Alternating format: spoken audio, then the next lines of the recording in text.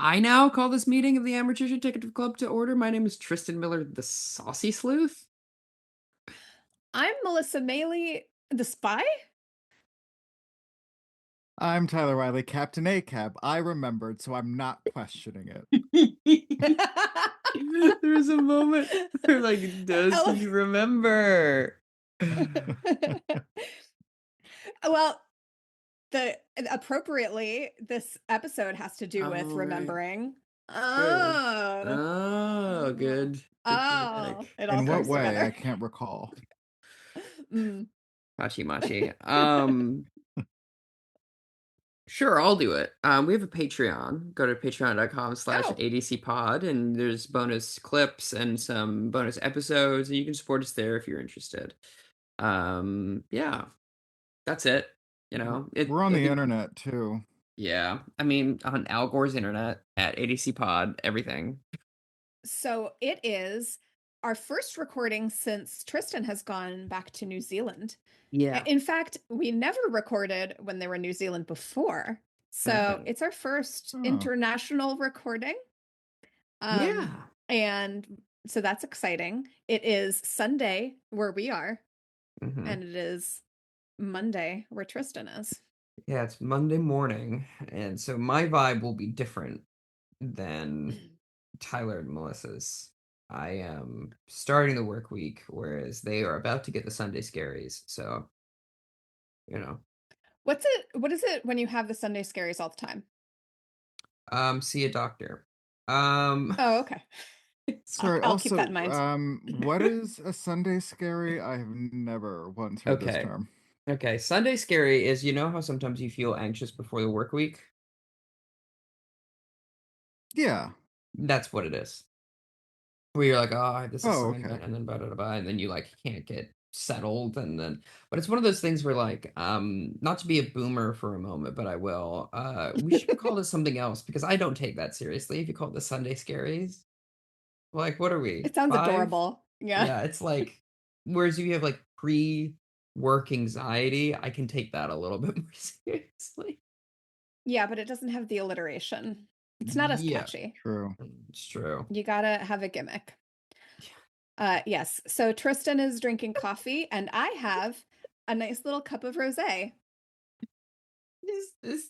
I assume that's a gypsy reference that you're just chucking in just for fun? Yeah. That's Uh-huh. fun. Did you see that Broadway production? I hear it was Not terrible. yet. Really? Oh. Yeah, I hear it's I've not heard good. great things about it, and I had a great time at it.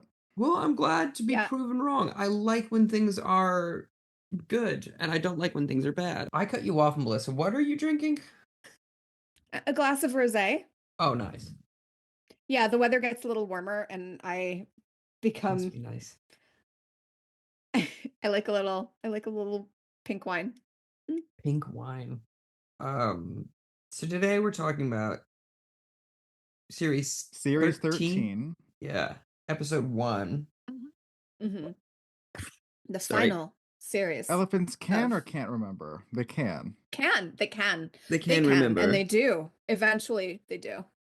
But sometimes they choose not to. Sometimes they And who can can't blame them? because they have post-traumatic stress. And then all of a sudden they do Mm. remember and they're like, Remember that lady in India? which one? Hmm. There's a lot of The ladies in one India. where the elephant like came back and like destroyed her funeral. Like like the elephant remembered her from like life. No. No? Oh my Okay, I'll have to send gosh. you all the No. article. That That is sounds, Like this elephant like fantastic. came yeah. back and like stomped this woman's like funeral, like stomped her body and was like F this lady. Oh Tyler, gosh. if I die before Elephants are you, so cool. I need you to do that for me. Send an elephant to your funeral or do you want me to do it? Either or. It's up to Okay. interpretation. It'll be me on an elephant. Yes. Disrespectful to the elephant, but cool for you. Hey, you don't know our relationship. He might That's be cool true. with it, or That's she. fair. Do you know? Okay, one of the best facts. Elephants think we're cute. Oh, that's Like we think nice. dogs and cats are cute. Elephants think we're Mm. cute. Isn't that nice? I love I'm that. sure not all of us, though. and I hate to be Yeah. the one.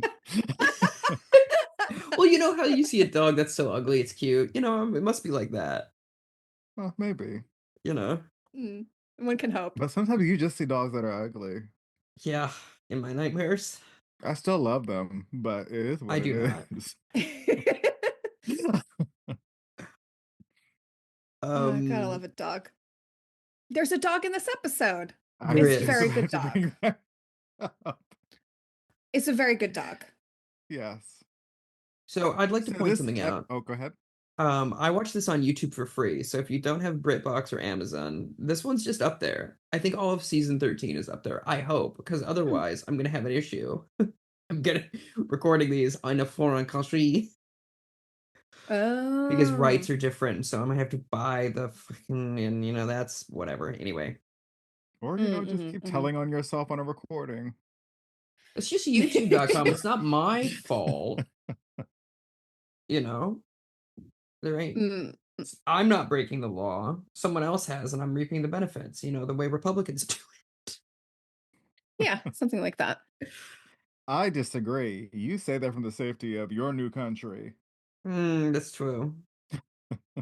Mm, mm. So what happens in this episode besides there being a dog? What's the beginning? Tyler, you said you Well, I remember the mean, like the beginning. dog is like the beginning for Mm-hmm. me. That's We true. That's true. see General Alistair Ravenscroft and his wife Margaret, or Molly, walking along the cliffs near Overcliff, and their dog is like with them. Um, they seem happy and in love, and then two shots ring out. And then we see the bodies. They're on the ground. They're dead. But the dog's not. Title card. Yay! They're dead, but the dog's not. And honestly, more TV shows and movies should incorporate that, where like all the people are gone, but the dogs remain.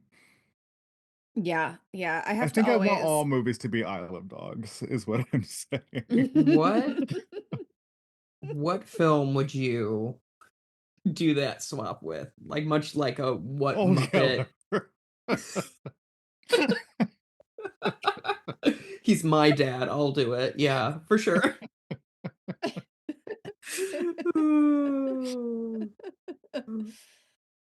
Fun. Yeah. I have had to, because I watch a lot of horror and I have a huge problem with animals dying. Yeah. Whereas when you killed that guy, you Like, showed no remorse.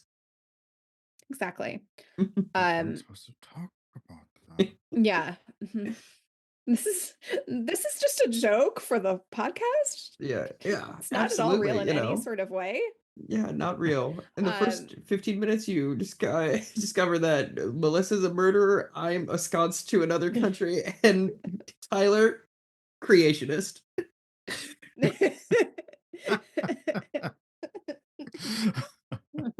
We're back, baby. Perfect. And speaking of Uh, back, so is Ariadne Oliver. And we see yay! Yeah. Oh my 13 gosh. years after the opening scene. Yes. Ariadne is receiving this literary award, I believe, at some luncheon. Yeah. That sounds like Um, her. she is approached Yes. by one Mrs. Burton Cox, and one Mrs. Burton Cox demands information in the most tactless Mm-hmm. tactless way possible, I think, in which she kind of demands that Ariadne like follow up and find out if the Ravencrofts, whether the wife murdered the husband or the husband murdered his wife first, because it Yeah. is an apparent double suicide. So And Guns in both their hands. daughter is the goddaughter of Ariadne Oliver. Ah, yes, and Mrs. Burton Cox's son, adoptive son, we find out, is engaged to Ariadne Oliver's goddaughter, Celia Celia. Ravenscroft. Yes. Played by Uh, Vanessa Kirby, as we all know from Fast and Furious Presents Hobbs and Shaw. Another thing I forgot to mention was that during this exchange, Burton Cox kind of hints that there's like this hereditary madness that she is like kind of She feels something is not right and like really wants to investigate before her son gets married into the family. Yeah. And on that, Ariadne like kind of relents and decides to investigate, though I don't think she intimates to Burton Cox that she will, unless I'm mistaken. I think she just kind of No, goes off and does it. I think she's a little horrified at first, and she's like, "Well, I'm not going to be doing that." And then, of course, the Yeah. rest of the episode is about her investigating this mystery, this 13-year-old cold case, as it were. We can't just go and watch the Dateline about it. We have to go and do the detective work. This would be such a good episode of Dateline. It would. So, elsewhere, we're at a psychiatric institution, a sanatorium, and we are discovering a murder scene, and it is horrifying. This man, the elder Dr. Willoughby, is in a bathtub, but he's like strapped into the bathtub, clearly drowned. It's looks like a bad way to go. Tyler is laughing at me.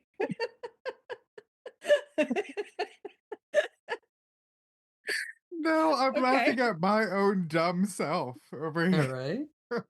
Who Okay. just had splish splash. He was drowned in a bath. Splash, splash, he was Oh, down in a bath. Now we gotta And solve like this that is so case. inappropriate, but I thought it was so hilarious that I couldn't Yeah, stop that's good. myself. That's good. well, as it turns out, this man did some not so nice things. So, um, I mean, at least he was clean when he went, you know. Yeah. he is also fully clothed. So his son is played by Jorah Mormont from the Game of Thrones. Oh, Um, yeah. yes, the actor's real name is Ian Glenn, but every time in my notes that I wrote down his name, I wrote down Jorah Mormont. Um, like you do. Um, so do they immediately bring in Poirot, or do they bring him No, in a little bit later?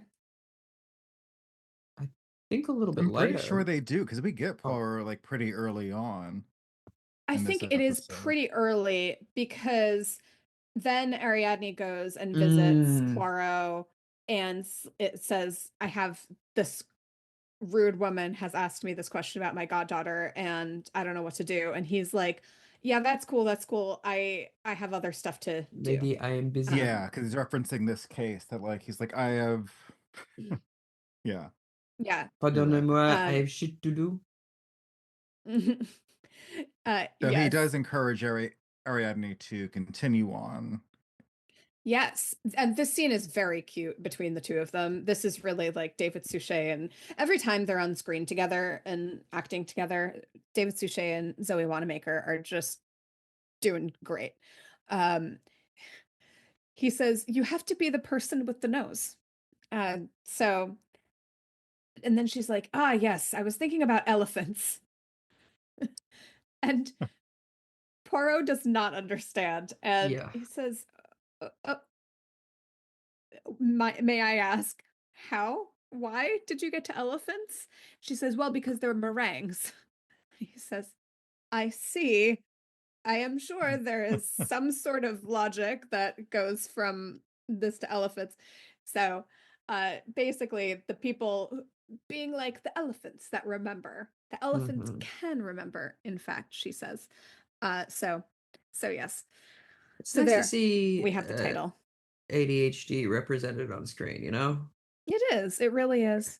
You're like, let me just free associate around here to make myself remember an idea.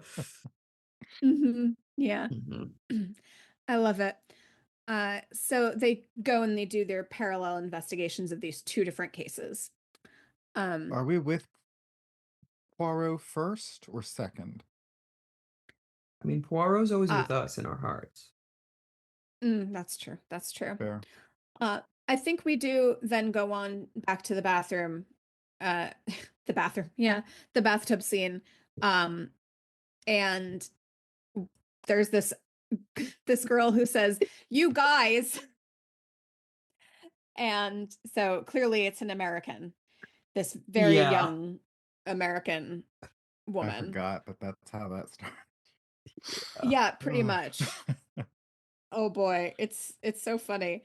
Um, but yeah, so I think basically we're getting Jorah Mormont's he says that he stayed at the institute that night because he has his own apartment because his actual home is a bit farther away with his wife. Mhm. So sometimes he just stays in an apartment at the institute. So he was there, and you know, he can't really he doesn't really have a good alibi. He doesn't have someone who can vouch for him, according to him. Then we meet this American girl, and they're just kind of gathering some facts about that case, basically. Mhm. And then Ariadne goes and she visits some folks who used to work for the Ravenscrofts, and she tries to get some information out of them. Um, and One is then the neighbor, right? yes, This is Matcham, who like kind of refers to troubles, if I'm not mistaken. Please stop me if I'm going out of order. that sounds right to me. And then the big bit of information we get from her was that a story about the Ravenscroft's dog biting someone shortly before the tragedy of the Right. Ravenscrofts In being fact, shot. the dog had always been really, really attached to Mrs. Ravenscroft, Margaret. And then right before the tragedy, kind of started biting her, which is really strange because this dog was always, really, really wonderful to her and then suddenly kind of turned on her, which was bizarre. And in any other story, I'd just be like, oh, well, then that's the murderer. But she did already. Right, exactly. That's why it's hard to know. It's tricky. Very tricky. So then Ariadne, from the other person that she goes to visit, who was there with her in India, I believe. Yep. Oh, the nanny. Um, Yeah. I was she a nanny? Okay. Okay, that sounds right. Um, she's speaking to her about and talking about their time in India. And I think the biggest thing that comes out of this is she actually, as she's leaving, talks to her caretaker, and the caretaker mentions Dorothea, who was Margaret's sister. And Yeah. Ariadne didn't know that she had a sister. And that So, pieces together something that the nanny had recounted because she talks about their time in India and there being trouble around a drowned baby. Mm. right. And she Very references, grim. well, one of them must have done it. Yeah. And now it's clear that she means one of the sisters. So Yeah. either Margaret or her sister had something to do with this child to death. Right. Because the thing is, this apparent murder suicide that had happened was really strange to everyone because, by all outward appearances, this couple got along great. Like, they never fought, they seemed really to dote on each other. And it just seems so bizarre that this would have happened. I mean, sometimes you want to go out on top, you know? You want to make sure you you end a thing before it gets soured, you know? I've heard weirder motivations for sure. Mm-hmm. So, Poirot, we go back to Poirot, and Poirot is talking to the investigator about the doctor who was in the bathtub. And Doctor they're like, Who's here? Which one? mm-hmm. Who's to say? But Who's to say? The doctor. He thinks they're trying to figure out, like, who could have gotten him into this bathtub, because he's in like this contraption. So basically we find out that Don't kink this shame. is this is a contraption that he had created, like, to try to treat people, so called. Yeah. So you know how they did with psychiatric patients back in the day. They were just really Handing out trying all vibrators these. like they were candy. Yeah, I mean, in some Among other cases. things. Yeah, that's probably Among perhaps the most pleasant version of this. But yeah. Yeah, exactly. And But they just did not know what they were doing. admittedly, sometimes when you're like not feeling well and then you bust, you do feel better. You know what I mean? Oh, okay. Sure. I was not prepared for that. Sometimes you're like, I feel depressed, and then you just nut so hard that you're like, actually, life's okay. Someday. Did you say someday? That's funny.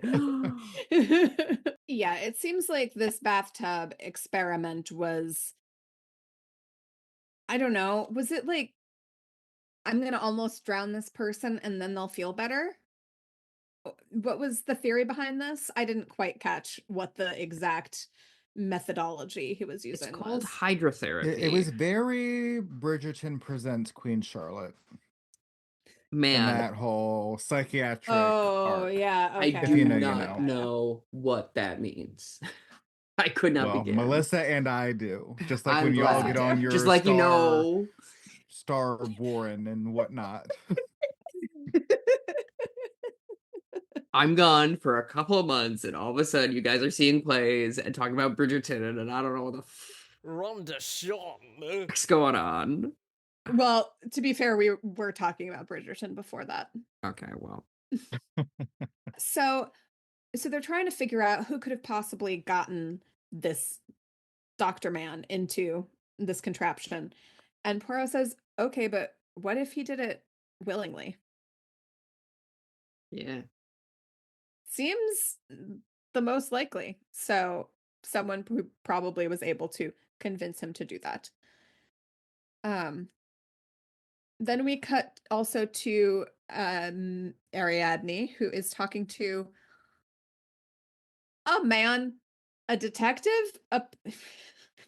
I don't remember the rest of this. I thought I was going to remember this entire scene by writing down a quote. And she's like, "Oh yes, I've been chasing down elephants." And he's like, "Oh, yeah, okay, Yeah. sure." Is She's it like, "I sound ridiculous." is it the inspector? Because Is it the inspector? It I might be the inspector. assume, Okay. he's one of the men in So the Trying to show. get back at my notes. these white men all look like um after a Yeah. while.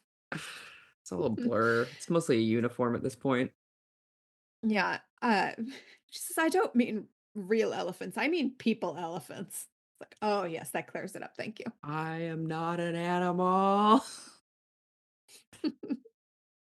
Well, someone attacks Desmond, Celia's fiance.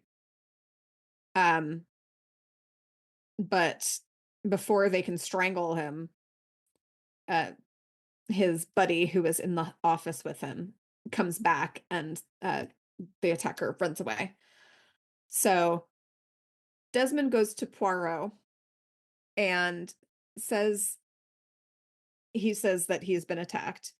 And so Poirot is, asking him some questions, and it comes out that his mom had taken him to Professor Willoughby, the Hmm. dead guy in the tub.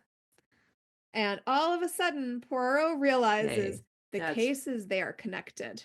that's Doctor Dead Guy in the Tub. Doctor Dead Guy in the Tub. Exactly. Coming to a New So York Fringe yes. near you. That sounds like a fun play. It's probably a musical comedy in the Musical Fringe. Yeah. comedy that is a combination of this episode and also Mr. Tibbs. So it's like a pseudo blaxploitation musical that's a jukebox musical, but it's all obscure songs because Ugh. those are the ones they could get the rights to, I feel. Okay, Coming to me that's now. That does make it slightly better. um, but yes, so Desmond and Celia have known each other all their lives, and um, Desmond had been quite attached to this au pair, Zélie. She is from France, and they still correspond. And apparently his mom was like, something must be wrong with you. Let me take you to this psychiatric institute Mhm. to have you evaluated, which is a weird leap to make, but this woman kind of sucks. So I guess that makes sense. But yes, now Poirot knows that the cases are connected. And the next time he talks to Mrs. Oliver, she's like, all of a sudden, you're super interested in this case when you had no time for me before. He's like, yes, that's correct. This has all become very interesting. So we find out that Margaret's sister, Dorothea, had also been institutionalized at a certain point in the same sanatorium in Mhm. Mr. Willoughby. By the way, there is a wild Muppets Christmas special called Mr. Willoughby's Christmas Tree. Have I talked about this on the podcast before? I don't It think seems like so. It doesn't strike me as okay. something I've heard No, but before. what is this? Yeah. It is I want to Does starring an know. Xbox fit on this tree? Think about that it all the is time. starring Robert Downey Jr. as Mr. Wha- Willoughby. Okay. Yes. And Before Stalker Wait, it's a Chan. Muppet thing? Yes. Look it up on YouTube. It's so strange. Um uh it's a musical. Stalker Channing is the maid, and the butler is played by Leslie Nielsen. Okay. Uh-huh. So Mr. Willoughby, I'm so played sorry. I'm by, so sorry. So sorry. I had to move some stuff around, yeah. and so I muted myself. I am so on board with Leslie Nielsen in anything right now. I'm like in a zone with him, so I Oh, will Somebody be. watched Mr. Magoo recently? No, I was fed up a preview of a Naked Gun on Netflix recently, and then I was unavailable in my region. This is a whole thing. And so now I've been like, teased a Naked Gun, and now I'm horny for it. well, Anyway, the only way to watch Mr. Willoughby's Christmas Tree is on YouTube, because right. it does not, I don't think, exist anywhere else at this point. Uh, but but yeah, it is Robert Downey Jr. spinning around wildly, looking for the perfect Christmas tree, knocking stuff over. And then when they find the Christmas tree, there is a Muppet mouse family that lives in it. Like real It cheeses is, for us Mises. yes, uh-huh. Um, yeah, that's the whole thing. I'm pretty sure that's it. So they have to like figure out how to live. The tree is way too big for the house, the whole thing. Um, does it make any sense? Absolutely not. I highly recommend it. Fair. It's a delight. My goodness, what is even happening in that? So anyway, that's what I've been thinking about this whole time that I've been saying Willoughby. Mm-hmm. So Miss Dr. Willoughby, not Mr. Willoughby, uh is like the common thread. Anytime someone was sent to an institution in this particular episode, it's this one. Only this one. So Dorothea had been institutionalized there because there was a rumor that she had drowned her son. Mm. Yeah. Yeah, she was a single mom. Her husband died in the war or whatever Worked they too do. hard. Loves her kids. Never And stops. With the gentle hands and the heart of a fighter. She's a survivor. Because she's killing she's everybody she's a else. survivor. Yeah, yeah. Um Also, she had a daughter, but what's happened to her? We don't Mm. know. Mm. So yes. she had been staying with her sister and her sister's husband. But right before, like 2 weeks before the murder suicide happened, Dorothea went for a walk and fell or drowned or some, I don't know. She died. Fell off a She went cliff. for a walk and died. She She fell was off a cliff. sleepwalking and she fell off a cliff. Yeah, she was A on too many normal medications. thing to do. It's like how Well, if you Shakespeare live by a heroine cliff dies. and you street walk. if you Beg sleep, pardon? This mother if you jaywalking. sleepwalk and you live near cliffs. Although I imagine if you were a streetwalker who lived near cliffs, you would have some pretty good clients. Yeah, Yeah, I think would so. also be worried about falling off of those cliffs. In more ways than one. Yes, in more ways than one. It's very can be very dangerous. Um, but yes, so she died 2 weeks before her sister died and brother-in-law. So Mhm. that's not Weird. great. What a time. So then afterwards, Margaret, Madame Maggie. Ravenscroft, Hmm. uh, stays at this institution for 2 weeks, comes back home, and then 3 days later, she ends up dead. It's like, I'm cured. It's Don't worry about it. 2 weeks is enough. yeah, right. So that is what we find out from Poirot uh interviewing the retired detective that worked on the case Mhm. at the time. So it is all very mysterious and tragic. We also, in the course of this, find out that another thing that has been happening is that Margaret has been in poor health. She has somehow, they think probably cancer. I don't think anyone ever actually says knows the real reason for it, but it does sound like cancer. She has lost her hair Yeah. and she has 4 wigs, and everyone makes a big fuss about her having 4 wigs because usually like 2 is You plenty. have one, Like, and then you have one for when you're cleaning the other one. Yeah. yeah, Like exactly. underwear. So what now?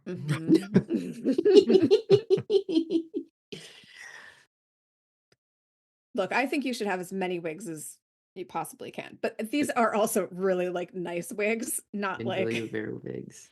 And I feel like costume because I have wigs. to state it now, you also can't have enough underwear. It's true, yeah.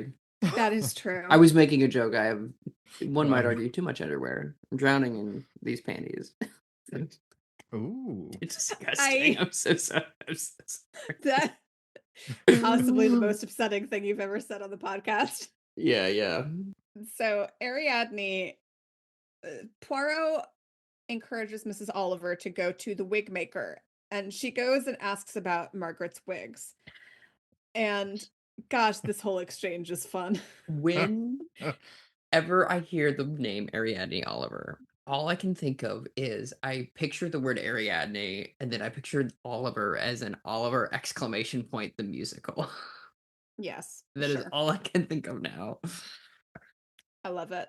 But basically, the takeaway from this scene is that she ordered new wigs like 3 weeks before her death. Zelly, the au pair, went to pick them up for her. Hmm. The But French girl. Now, yes, And finally, we're talking about an actual French person in this show, and not Poirot, who everyone keeps yes, confusing as French. that's true. I yes, also want to say I do want to bring this is a highlight scene for me because it is like a bit of back and forth comedy. It's a comedy of manners and whatnot because the attendant at this wig maker slash salon is a little rude to Ariadne at first, and then slowly she, lies about her status or whatever, and like the person's demeanor completely changes. But more importantly, there is a barber, not Hardly like, know her. what does that mean? I don't get it. What was that? Oh, that I don't know her. Oh, okay. There's a There's a barber 6 feet away doing his job, and they keep referencing him. No lines. Really funny. Really good gag. That's all. Oh yeah, that's Yeah, it's true. really That's good to true. cut back to someone who's just like smiling and cutting people's hair, like, oh, yep, that's true. Ariadne had told Celia to go meet Poirot, but Celia was under the impression that she was going to go meet with Mrs. Oliver at Poirot's, but it's Mm, just the two of them. And Poirot has been doing this thing in this episode where he has a little business card and he's been yes. handing it in Yes. the cutest way to everyone. He just like he holds it up with like all four corners on all four corners with his two hands, I believe, and he presents it to them like, "This is who I am." You know, I hope mhm. I hope it says "World's Greatest Detective." I think it should. You know, in Animal Crossing, when you like catch a fish, Yes, it's like that energy of like, it is that look what I got. energy. But also it's quite good because I think at a certain point, like number one, I think Poirot is aware that like his because this is like the final series of this show, that like he's not as well known anymore. So he's like, I do need to give context, particularly with young people, of like who I am as a person. Because otherwise I'm just this random, frankly, like foreigner that's like talking to you, and people are gonna be like, who are you? So And he's being kind of pushy and rude to Celia a little bit, like in a very sweet way, in Poirot's very sweet way. But the questions he's asking are extremely invasive. And yeah. she lets Yeah. him know. She's like, well, that's because she's how much money does he make? So And that's she quite says, well, rude. that's rude. Yeah. And then she immediately tells him. Mhm. Because he does have like, a good, I guess I can trust this guy energy. And also, if, like, you're assisting someone in, like, a murder case or whatever, you should probably just be forthright. Yeah, but I think she was totally caught off guard because she did not Sure. know she was going to be interviewed by this detective. She thought she was going to meet her godmother. Like, that's a very different Oh, true. I see, scenario. I somehow missed, when watching this, that Ariadne was her godmother, which used to mean something. It really did, and, like, well, and it should have meant something then as well, because there's very early on in the episode where Mrs. Burton Cox is talking to Ariadne, and she's like, "So there's your goddaughter," and she was like, "Well, when you have so many," Which and is I'm like, Yeah. "Girl, people are dropping like flies around you. Why would you say yes? Like you could be raising 25 kids before you know it, Ariadne. Like, what are you thinking?" what? The first time she goes and meets with Celia in this, she says, I've not been a very attentive godmother, and I'm really sorry about that, to be fair. So, Poirot gets out of Celia that, like, who would it was Desmond's mom doesn't approve of them getting married, and what else? Yeah. I'm sorry, I've not been So very helpful this episode. I do apologize. it's okay. So Desmond Desmond's mom is like has been super weird about them marrying, and she's not entirely sure why. No one's entirely sure what the reasoning is, but she is asking Poirot was asking like what is the allowance situation? And she's like Hmm. she doesn't give him very much money. Um and it does seem like the mom disapproves of Celia, and Poirot asks if maybe they might cut him off. She might cut him off if they get married. And she says, "Oh, well, I haven't thought about that, but like maybe. Fortunately, I make money because Desmond plays the piano, so goodness knows Mhm. he doesn't make any money doing that, even though he's great at it. But that's always the struggle. Mhm. Yes, but then he finds out from someone else that Desmond's birth mother because, again, he is adopted. His biological mother was an actress who died 18 months ago and left him a lot of money This in is a from trust the chief inspector. from the chief It's a, inspector. yeah, it's a nice phone call. Yeah. And Mhm. so basically, he gets it when he turns 25 or when he gets married. But the executor of this trust currently is his mom, his Mhm.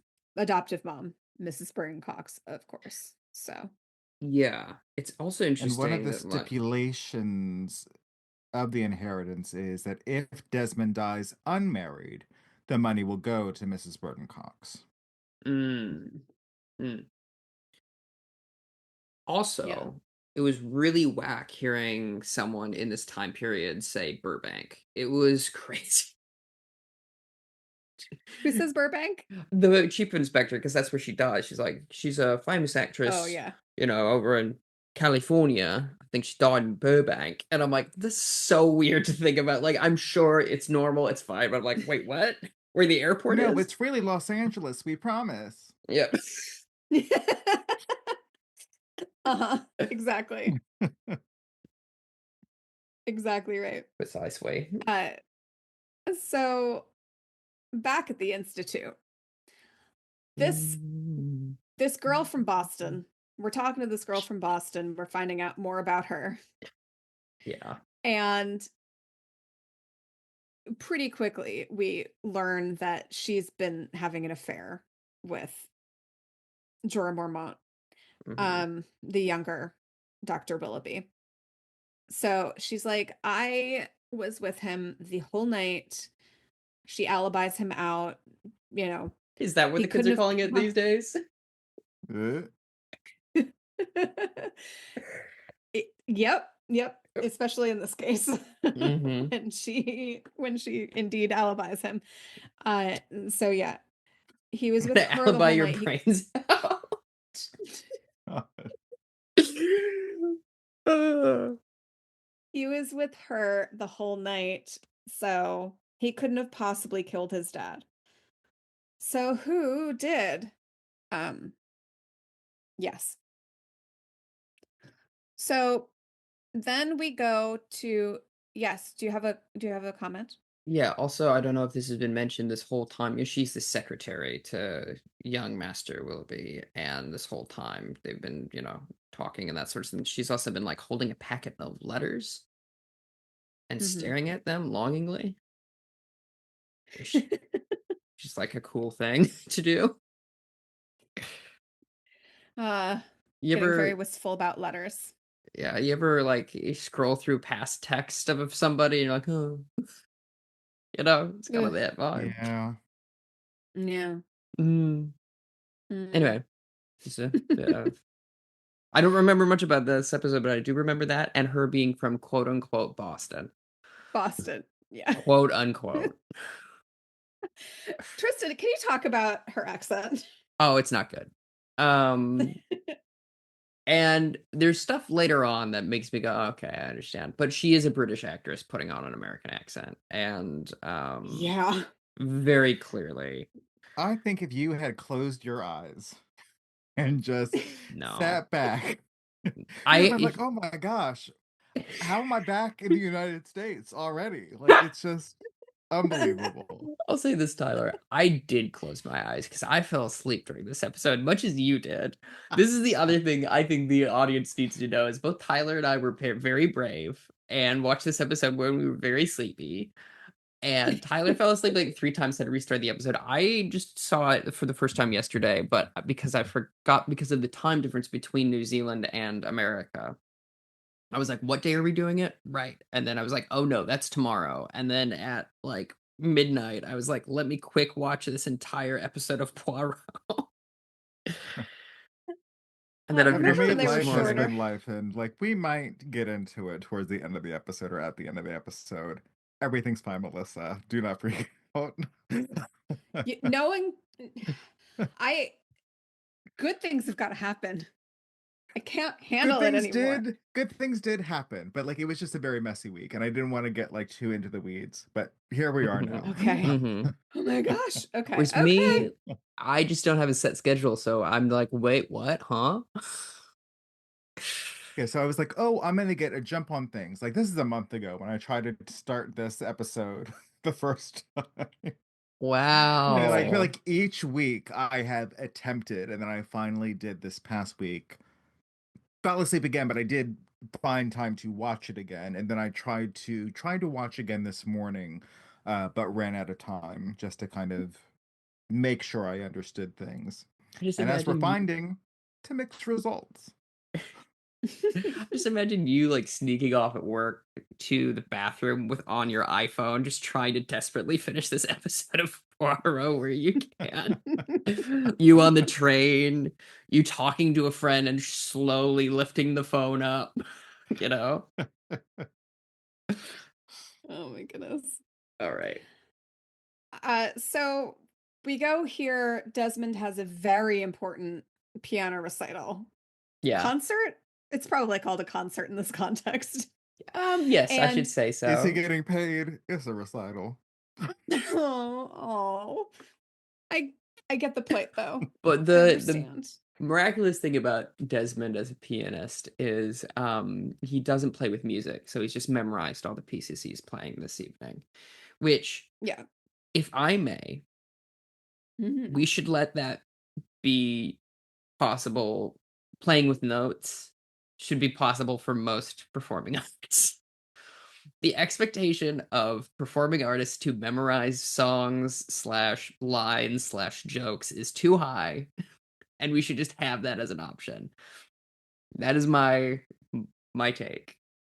If an orchestra can If read you don't music, mind, I'm gonna just file this away in the COF notes for no reason.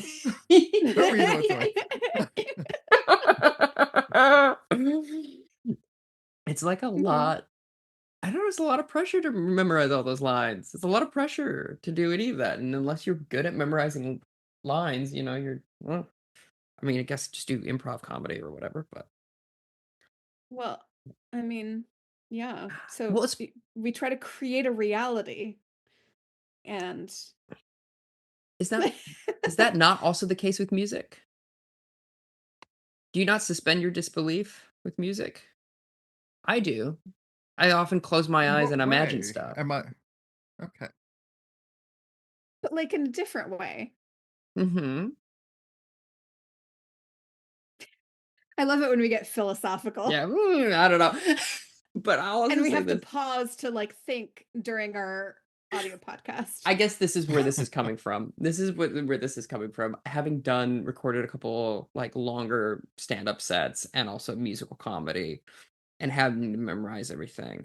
And then learning that most comedy specials, there's like a set list on the ground. And then in most concerts, there's just like the song lyrics projected on a little screen or whatever.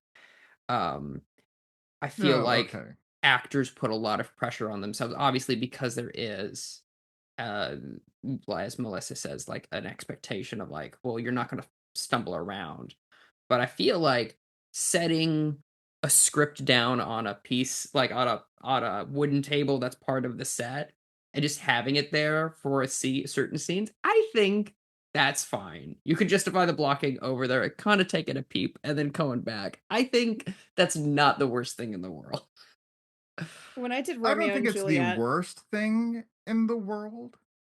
And I not do the worst think that thing. accommodations should be made, much like an IEP. If like people need support, Mhm. then like happy to provide support. But if you have the capabilities, please do the thing. Mhm. Our Romeo, when I did Romeo and Juliet, there was he got a letter from a messenger Mm, and he never memorized that line. So if of that course. piece of paper did not have the entire message written out on it, he would have been completely at sea. He memorized, to be fair, a whole heck of a lot of other stuff. Romeo talks a lot. I don't know if you know, in Romeo and Really Juliet, yapper. he has a lot of lines. Yeah. So, but it was very cute because he's like, no, this one, no. Write it down on the piece of paper for me. Thank you so much. And I don't think my expectations are anything more than I'd expect from any other animal because elephants can remember. Exactly. And so, because Desmond memorizes this piano music so brilliantly, Poirot at the interval goes and says, I need you right now to tell me where Zelly lives. Hmm. You know her address by memory, don't you? And he's like, yeah, actually, I do. Yeah, you caught me, Mr. So Maybe. Poirot. Poirot goes to visit Zelly in Paris. I forget how Europe is. Quote It's like unquote Paris. you just take a little train and Hmm. there you are in a different country. What a Yeah. delight. Um, Not to be that guy, but I believe it's une petite train. You're right. they do this weird transition where they're like, ah, yes, he gets in the cab, and then there's like suitcases and passports being stamped and all of this, where they could have just cut to him in Paris and we would have understood what happened because he says, take me to the train. And then if he arrived in Paris, we were gonna, ah, yes, he took the train he just said he would take. It was just like this weird sort of, iMovie looking ass montage. Also, before he We'll gets get on the into it, but it train. definitely seemed like there were a few Yeah. few moments in this episode that was like, oh, we got to add a little bit more to fill out before this commercial break. Yes, too true, too true. But before he gets on the cab to go to Paris, he speaks with the old inspector and was talking about the dog again and how like it's Okay. crazy that like the dog was normal and then all of a sudden went sicko mode. Yeah. And because there's another dog. There's two dogs in this episode. Because one of the inspectors is walking a dog. Oh, Both of you that's look right. very confused, and I'll send you a Because I was like, screenshot. How did we miss another dog? I don't know, and because I It's like the thought most. I was like, they're gonna well, love I was this. thinking like, what male character are you about to like dunk on right now? That's I. where my mind went. Oh, You dirty dog. But I've yeah, been watching a lot of 90s media as of late, so men oh being yeah. yeah. referred to as dogs is very prevalent in 90s Mm, media. Oh, sure. Yeah. No. That was a big thing. It was a very big thing then. true. Hmm. So he goes to Paris, much like Yes. Emily, and there's a really Too nice true, matte too true. painting of the Eiffel Tower in the back. Yeah, it's great. Yeah. Um, and he's And like, he "Hey, in go." I have a huge he problem with this interviews scene, but please talk about it. he interviews Zelly and basically is like, "Come on, what happened? You remember? Tell me." That's That what I is the remember about the energy. scene. That is. Yeah. Come on, tell me. Yeah, exactly. Oh, So, and what she's else? basically What like, about I don't So, yeah. want to, and then she's like, I do know what happened, and then we get everything that she knows in the parlor revealed later. They don't exactly get into it here. Yeah, exactly. Um, She does clarify though, like nothing weird was going on with Desmond. They were just mhm, friends, yeah, writing letters back and forth. His mom is crazy. yeah. So I hate this scene because Okay. it makes no sense. Okay.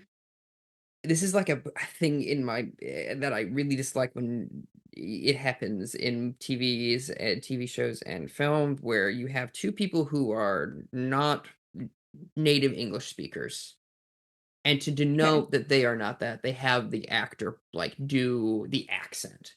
Like for example, in Jacob the Liar, everyone's doing like a Polish accent because they're in like Auschwitz or whatever. Hmm. but they're not speaking Oh, Polish. yeah. So it's like, well, then it doesn't matter. And in this scene, you have two people who speak fluent French diegetically, Yeah. and they are No, you're speaking right. English, and it makes no sense. Okay. And it also, because within the confines of the show, you hear people speaking French even within that scene to each other, and they Yeah. should have just learned a bit of French for the scene, and that would have been really cool and elevated the whole thing. I understand, like, but I was gonna say TV schedules are crazy, but like in Britain, you have what, 16 years between seasons? So you could learn some anyway. No, you're Well, you right. know You're how right. They like should have there's been different speaking French. Spanish, like Colombian Spanish, different from Spain Spanish. Yes, yes, Yeah, You don't but think Belgian French is different from it French? is it is markedly different than French, and it depends on what French you're speaking, because there's, I think, 3 versions of French in from France as well. So why not But emulate the British to save time? No, it doesn't make sense. Tyler's just being contrarian. I know, and it is working, and it's because he knew the minute he brings Britain into this, it's gonna go crazy. I gotta tell you, it's been real tough being in a country that is under the crown. I must say, Oh yeah. Oh yeah. yeah. Oh, are you all missing a season? So But yes. Speaking of the crown, the lady that we both recognize, she's in that. The the young woman in this show. Oh, Yeah, she's in one. Kirby. Yeah, she's in Vanessa oh, the Kirby. crown. Yeah, I was looking at her IMDb. Oh, okay. Yes. Famously, my I dad's didn't watched that. recognize her without the Fast and Furious presents Hobbs and Shaw. Vanessa Mm. Kirby. Did you see that in 40X? Yes. Hobbs and Shaw? Yeah.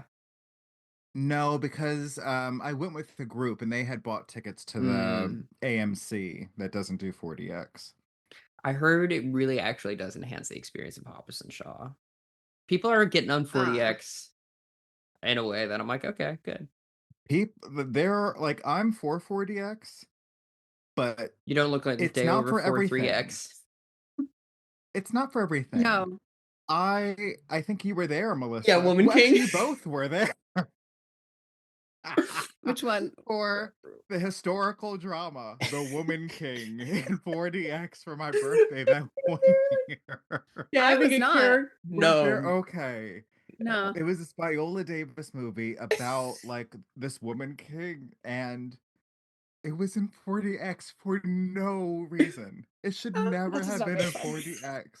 But I was just so like, well, it must be, there must be something that I'm missing about this, and I have to go if it's a thing. And I'm so glad I went. But wow, what I a wild choice. I'm so glad I would as well, because that's my singular 40X experience. And I was like, this is crazy. I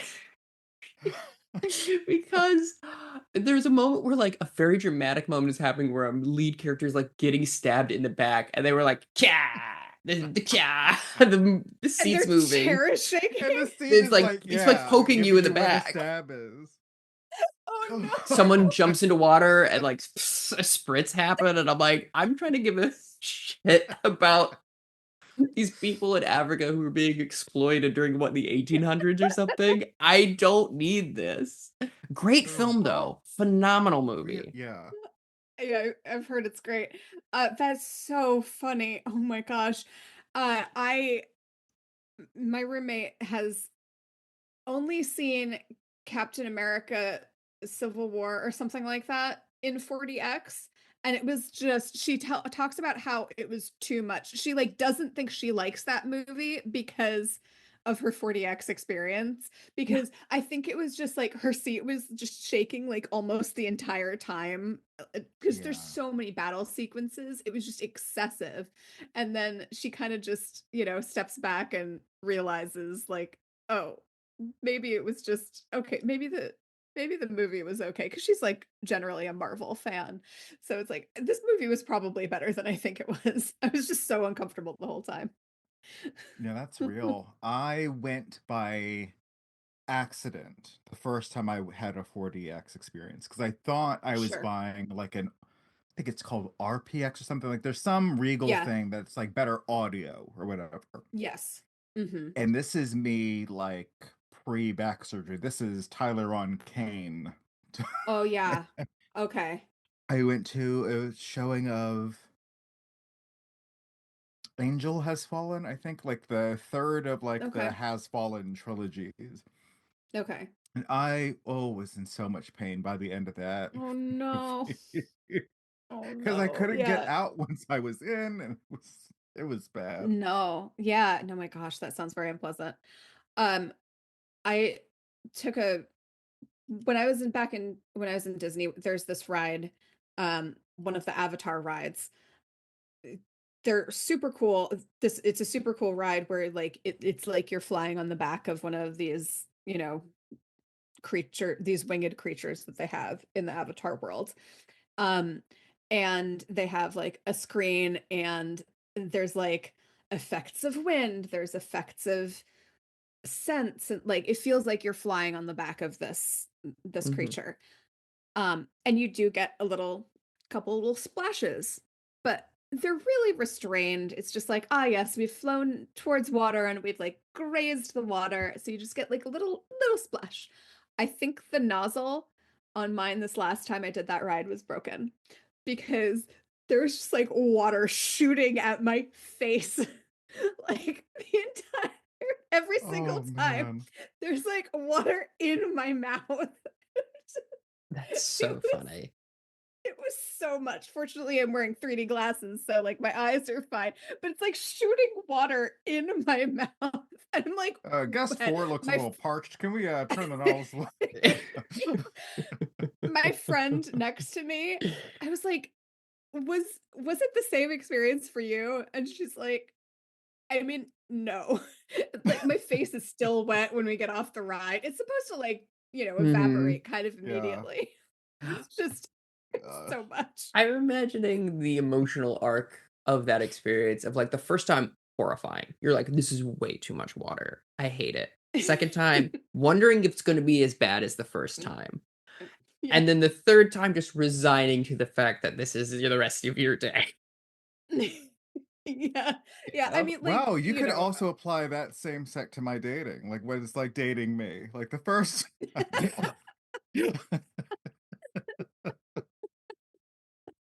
Uh, Uh, good, good. Tristan, if you cut this out, we have a nice little Patreon chunk about these 4D experiences. Getting wet with 40x. Yes, please title it exactly that. Yeah, Yeah, exactly. 100%. Uh, so then we have a parlor reveal. Oh, thank God. Yeah, I want to say yeah. So Great. yeah, Yes, because we're back from France. Yeah, we come back from yes. France. So basically, so Poirot kind of cheats in this one because someone actually just tells him what happened. But Yeah. I mean, he doesn't do as much. No, he's still the world's greatest detective, Poirot. I cannot sully your name, but yeah, he did have a little assist in this one from Zelly. So also at one point he finds out that Dorothea and Margaret are twins, and he's like, "Wait a second, what now? They Mhm. looked the same." Mhm. That's a good bit of information, and apparently, Dr. Willoughby's studies were focused on twins. So Yeah. the inspector kind of just thought he figured that out or whatever. Mhm. So yes, so Zelly has revealed to him that it was not the sister who died first. Yes. There we go. Uh, it was Madame Ravenscroft. So Mhm. basically, the sister and Madame Ravenscroft had a fight, and the sister ends up killing um, Madame Ravenscroft. And as she is passing away, she says to her husband and to Zelly, like, I don't want her to go down for this. Please don't tell anybody. You got to promise me this is my dying wish. And he's like, okay, I guess. Sure. I love Yeah. you. This sucks. But he was thinking, hello, Dolly. I'll say this. There's two things about this scene that's like done in flashback, which Mhm. is they're going on a walk, the two sisters, and they're in this wide shot, and one of them like just shoves the other one off the cliff. And it is unfortunately very funny. It's just because it's like do whap. Ooh. Because another important part of this whole story that I don't know if we've touched on is that Mr. Ravencroft? Is that the Ravencroft. Ravenscroft. Ravenscroft um had dated the other sister and then had basically switched over. And the other sister had never gotten over it. Oh, Um that's right. Oh, okay. so Yes, I there's forgot always about been this that. bitterness towards her sister, and then also one of the reasons that Mr. Ravenscroft was like, never mind, I guess, is because of the mental health issues that the sister had, because they were before any of this as well. So they're like, hey, we think she drowned a kid. And he's like, I think I am in love with your sister who looks exactly like you, but And is for that more reason, emotionally I'm out. stable. Yeah. So, I actually do have a fun twin love story. Um, okay. oh yeah, okay. My grandmother was dating this man, Floyd. And so Floyd had a twin brother, Lloyd. And I swear those are their real names. Floyd was like casually seeing a couple of women and accidentally double booked himself. And so he asked Lloyd if he would go out with this woman, Jerry, on and pretend to be him. So Lloyd was like, yeah, sure, no problem. And so he started dating. He went on a date with Jerry and pretended to be his brother. And Lloyd really liked Jerry and wanted to continue dating her. And Floyd was like, that's totally cool. But Jerry still thought he was Floyd. And so they were dating for a while, thinking it was Jerry was thinking it was the different brother. And then, of course, Lloyd realized he wanted to marry her and so had to tell her. And she was mad for a bit, but of course, she was in love with him too. And that is how my grandparents met. That's so funny. That's really quite good. That's really good. I mean, I Yeah. just imagine him going, "Oh, I just thought you said Lloyd and just had a lisp. I'm so sorry. I just assumed when you were calling my name, it was. Yep. Nope. That is a That's true so story. funny. I know the fact that they named them Floyd and Lloyd was something else. That's That's something I diabolical. would do, and then would regret years later. Yeah. Yeah. Yeah. Um, But yeah, my Uncle Floyd lived with my grandparents for a little while before, like after my mom was born, and my mom would call Floyd Uncle Daddy because he looked exactly like her dad.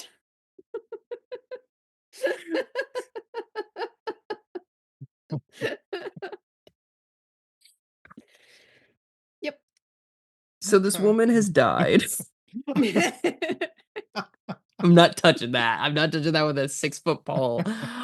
This woman has died and said her sister had such a She was a horrendous time. baby. Yes, I agree. She was a baby. And so she's like, don't make my sister go back to the asylum because they treated her so Yeah. poorly and it made Mhm. everything worse. So just Yeah. kind of take the L on this one, please. And then both Mr. Ravenscroft and French lady whose name I can't remember shoved the Zelly. body off the rest all the way into the ocean. They're like, okay, and done and dusted. She's with God now, I guess. Like, saving Um, on funeral costs. We love to see some frugal people. have you seen that Whitey Travers joke of like, you're telling I me can't say that. Have you they're like, "You're telling me caskettes cost how much? Bury me loose." It's really good. Um, so then they go away for a couple of weeks to have the wigs made, basically. And then she I comes mean, back honestly. and they're like, this is her, the same lady. Sucks that her sister died. And the dog is like, who is that bitch? I do not know Yeah. her. Yeah. It goes Yeah, nuts. exactly. The dog knows. Dog said And from one bitch to everyone another. and yeah, and everyone's kind of like, well, she's acting weird, but her sister did just die, so I guess okay. Yeah. Question But they mark. did notice that she seemed odd. And then at one point, Mr. Ravenscroft turns to Zelly and is like, okay, I need you to go away because I don't want you involved in this, but I am going to tell you everything that I'm going to do for some reason. See. I'm gonna go take my sister-in-law on a walk by a cliff, because why not? And I'm gonna shoot her, and then I'm gonna shoot myself. And then we see this flashback scene, and he's like, I just want to kiss you. And she's like, sure, sounds great. Which, by the way, why did he need to do that? Here's the thing. What's crazy is he goes, here, hold this, hands her a gun. It's true. And she goes, why? She goes, because I want to kiss you. And I'm sure to despite having just armed her, to disarm her. Yeah. And also, I think there's a part of him that's like, might as well give her this. Like, she's wanted to be with me her whole life. Like, if I'm gonna give her a smidge bit of dignity. And then Here's a she got, nice memory before I shoot you in the head. well, honestly, yeah. And It's and very he look at the goes, flowers. goodbye. What? Hmm? I said it's very look at the flowers. Oh, it is. If you Yes. know, yeah. Yes. And he says this boss line. He goes, goodbye. And she says, where are you going? He goes, to hell, I expect. And then shoots her in the head. And he goes, that's for whatever his wife's name is. And then he Molly. brings the gun to his temple and goes, and this is for me. And then, and I'm like, Yeah, the that's whole, pretty good. it's a really good for him going hell I expect is very funny and good and like great writing there. But what's the weirdest part is they did bring the dog on the walk. Why? To make sure the bodies were found, I guess. No, But maybe. why do that to a Or dog? yeah. Yeah. And the dog is attending very much to the husband, and Hmm. like, oh, this is really sad that you're dead. This bitch, I don't care about you. I'm glad. I'm glad you're dead. Uh, Mm-hmm. and so we have that years-long mystery finally solved. And then Poirot has to solve the new mystery. Mm-hmm. And Oh. Mrs. Ravenscroft's sister, Dorothea, noted child murderer, yes, Mm-hmm. Yes. had another child, a daughter. And Mm-hmm. everyone's Yeah. kind of like Ugh. fuzzy on what the heck happened to this daughter. Like, did she kill her too? Maybe not. I don't know. Where'd she go? There's a And also an go ahead. important scene where young lady Ravenscroft goes to visit because they're all at the estate where all of this stuff happened, because of course they are. When she arrives, she gets attacked immediately by the Mhm. secretary. Oh yeah. Like, in a way that's like very frightening, in a way that's like, oh, this person's just trying to kill me. Like, it's really good acting because there's no like hesitation, there's no like her explaining what she's doing. She's just like, you gotta go. And then the police show up and arrest her and then save her. And so they're all kind of already in this estate. But because she Yes. had Okay. made So the choice to go there for like to try and figure it out for herself, and then once Poirot learns that, Yeah. he's like, everybody, let's go. that's right. So the secretary at the institute, the American girl. As it Okay. turns out, she's not actually from Boston, and Poirot figured this out because He she spoke to said, her for more than 5 minutes. yeah, basically. Like, Uh, here's the thing with that. I was like, oh, thank God they've like given a diegetic reason why this accent's terrible, which is great yeah, because normally it's just a British person doing an American accent and you can tell. But I was like, cool, great. Because I was like, when she's like, yes, I'm from Boston. And I'm like, girl. yeah, yeah. There was actually so Poirot realizes that she's actually from Canada. Mm-hmm. And there was a point when he was talking to her earlier in the episode when I was like, she sounds a little Canadian, actually. Mm-hmm. And and then when I find out she's actually from Canada, I just give myself a little pat on the back. It's like, ah, good Very nice. detective work. Also, and she said A to Z instead of A to Z, which Mm-hmm. most people in the States don't say. They say Z instead of Z. Yeah. And I did note that as well. I'm like, that's Mm-hmm. a weird bit of writing. And then it turned out to be a clue. So, there it is. Mm. And he mentions that. But yes, so she And is, in then fact, he also goes, what were you doing March 17th? She's like, I can't remember. And he's like, any person from Boston is participating in St. Patrick's Day. So if you don't remember, you have not been in Boston on the 17th of March. Is it always the 17th? Yes, sir. Huh. yeah, yeah, yeah. But It's one yeah. of those falls on the same day every year. Hmm. Anyhow, so this Yes, Bostonian lady, actually Canadian. actual Canadian, is the missing daughter who was sent Yeah. to Quebec because of French lady's name? Zelly. Zelly? Yep, Zelly sent her there because she's like, I don't know what to do with this kid. I guess I'll just send her away to my family in Quebec Yeah, that's right. I forgot it was Zelly that sent her and not her mom. Yeah, because because she her mom was didn't there the know day her what. mom died. That's right. That's right. My, That's right. Okay, yeah. my So mom is dead. Hmm? So she basically decided, okay, well, this horrific psychiatrist, so-called, was doing these scary, scary torture treatments on my mom, and I want to come back and avenge my mom. And also, if I don't get to be happy, no one gets to be happy. So I'm just going to wreck a whole bunch of other people's lives in the process.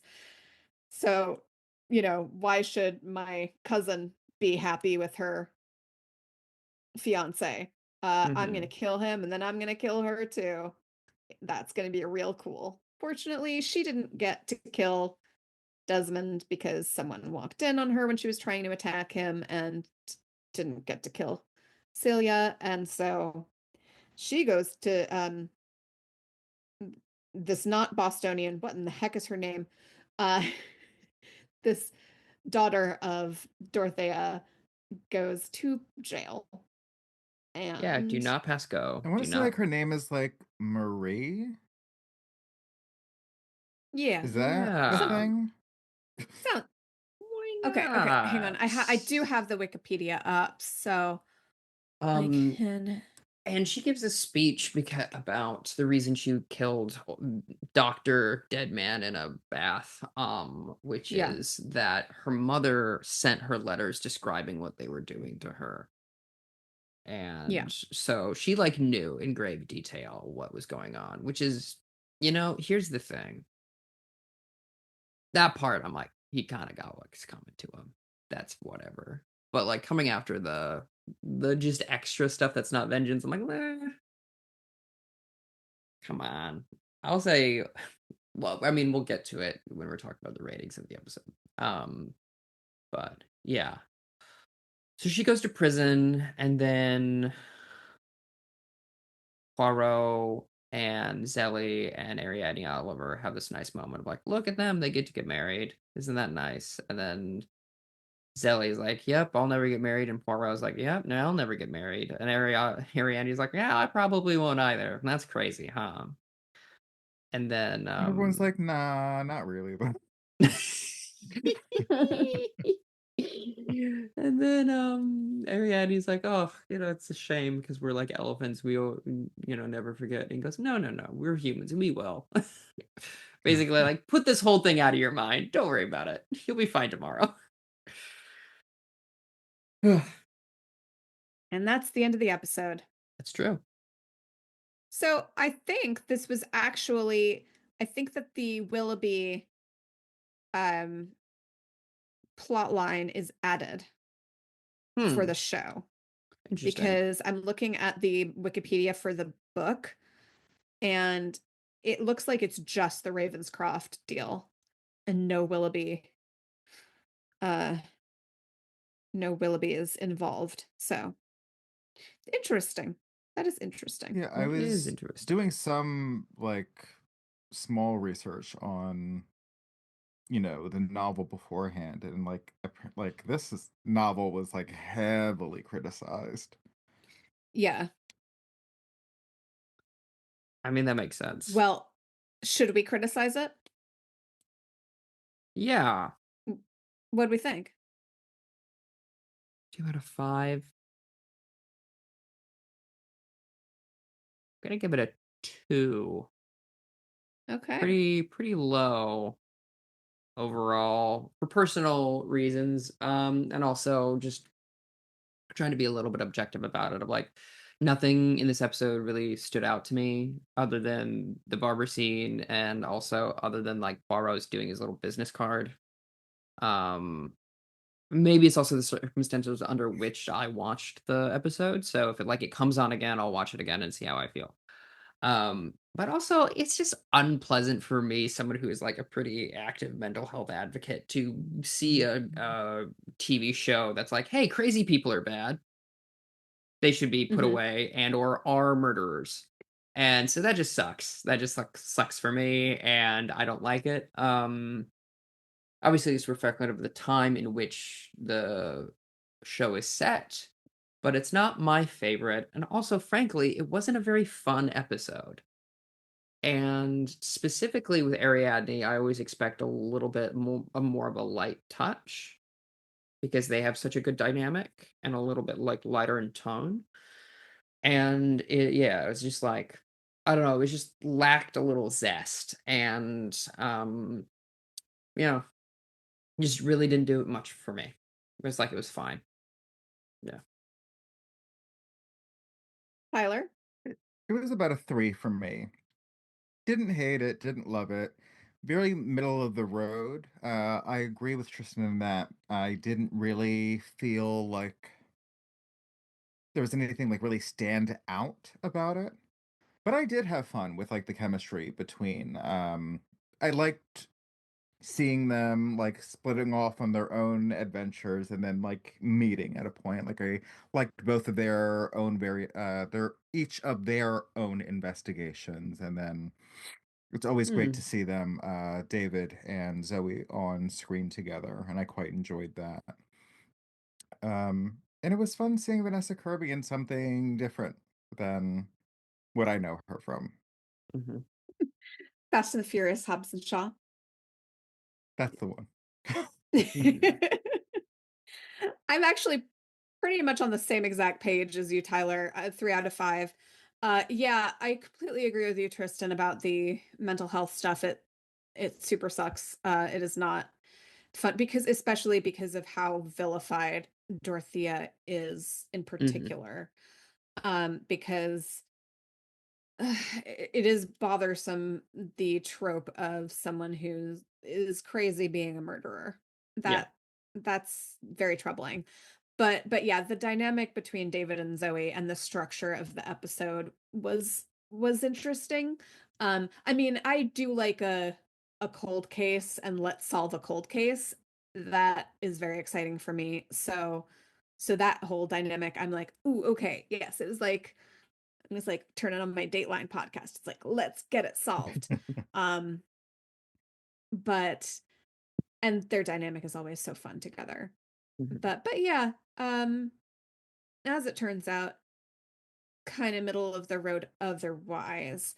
Yeah. Um, I am curious about the book now that I'm realizing that the Willoughby um is separate. I wonder if that's from something else or if it was just like they put in an additional murderer Mhm. to kind of spice things up for this episode. I wonder Yeah. if that was an Agatha Christie creation or if this was a for TV Mhm. creation because it seems like a pretty big plot point for them to add that if it doesn't have anything to do with the writings of Agatha Christie. So I don't know. Yeah, I Fair. agree. And another thing to add and for why it's scoring lower is, and this is gonna be a bit pedantic, which is the minute what's his Ian Glenn is like, oh, we study twins here. I'm like, oh, so her twin killed her, and that's the and I just put that all together because I'm like, well, this is what it has to Yeah. be. Okay. And then Yeah. obviously with the her looking longingly at the letters, I'm like, well, she has something going on with her. So, like, I didn't know the specifics, but I'm like, I'm pretty sure this is what's going to happen, and it did, and it's like fine. And like again, every time there's that criticism that comes up with me is like because we've watched 13 seasons of this show, like it's When I not heard, the show's fault. right, no. When I heard her say, "You guys," I'm like, this person is suspicious. Yeah, you guys. Oh, Like, what is happening here? there's also a moment that I actually really enjoyed about her being from North America, which, by the way, is how most people refer to America overseas. They say North America and the United States, which I think That we makes should sense. get on board with that. Yeah, I agree. Anyhow, Why? There's only one. so you brought up baptism, you're a creationist, and now this, Tyler, all in one episode. You wanna you wanna talk about Yes, I'm trying to protect my place here. All right. it? Fair enough. Yeah, fair enough. But is addressing someone, and she goes, um, "Hey, can I talk to you?"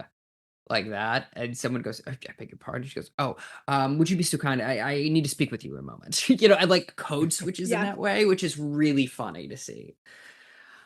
But yeah, that was kind of funny.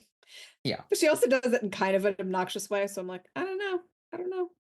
Oh, the Suspicious. character's annoying to be sure, and also a Yeah. murderer, Also murderer. also a murderer Mm. or attempted.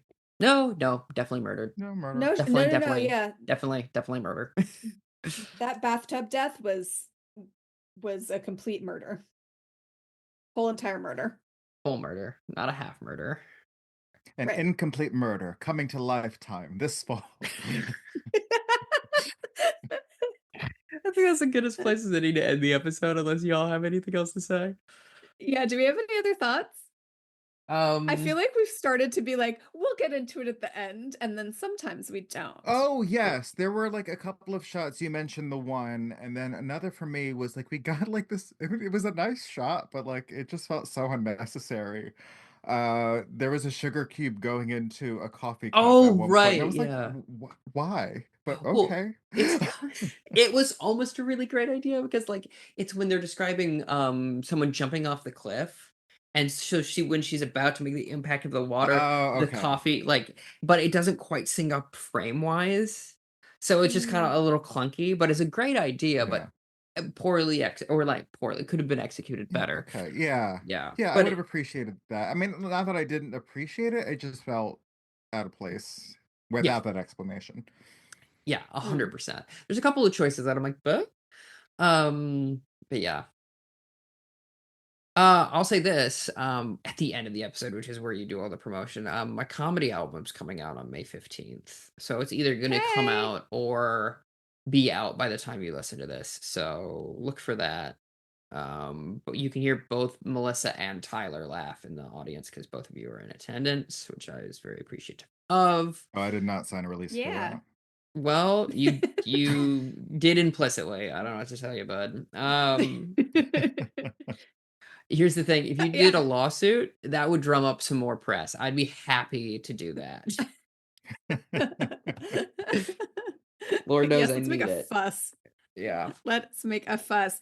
Oh, I'm directing a play if you're in New York City on Friday. Nope. What are months? Friday, June 27th at 8 p.m. at Theater Row. I am directing a play that my friend wrote about having done every single play in the Shakespeare canon, including some that are questionable authorship. But yeah, it's a neat show. It's called Conquering the Canon by Michael Higgins. Um, Hmm. who was also in The Tempest with Tristan and Tyler when I That's true. directed that. Yeah. So yeah, I'm really excited. It's not just about Shakespeare, it's also about Michael's very interesting life and journey along the way Mm, as he does every single Shakespeare play. nice. Very fun. Tyler, do you have And anything to then promote? Company of Fools rebranded in between the last Yeah, I time was gonna we released say. something. So if you follow us at Fools Co. on Instagram, Facebook, and YouTube. YouTube. Hey. Yeah. Oh Ooh, We're going to be yeah, I doing a exciting. just lot of virtual and hybrid Cool. programming this coming year and That's beyond. great. I just caught a reading of um oh gosh, Smackbeth. Oh, Oh, Smackbeth is a very good Yes. concept. that's my pro wrestling inspired take on the Scottish play. It's not about beating a person named Beth. That's yeah, good No. qualification there. Yeah. Yes, And indeed. for the specifics regarding my album and special, it's going to be on YouTube, and then you can listen to the album wherever you get a comedy album. That should be widely available. So yeah, Ooh. Yeah. yeah. All right. You So might let's not do have. our Yeah. go. Nope. Nope. Okay. So Tyler, why don't you call it then? If you wanted to speak up. I now call this meeting of the Amateur Detective Club to a close. Gavel sound.